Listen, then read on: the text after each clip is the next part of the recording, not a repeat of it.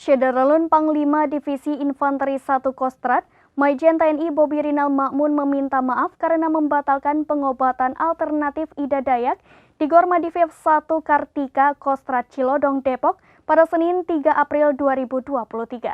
Berikut informasi selengkapnya.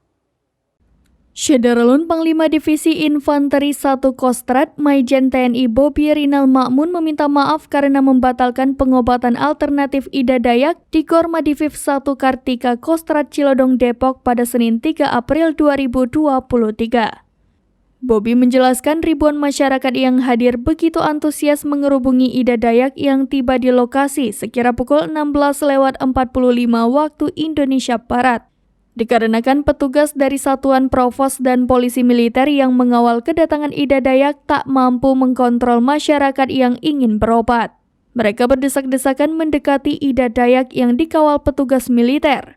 Padahal sebelumnya pihak panitia melalui pengeras suara sudah mengingatkan kepada masyarakat yang hadir agar menjaga jarak serta membuat lingkaran agar mudah diatur.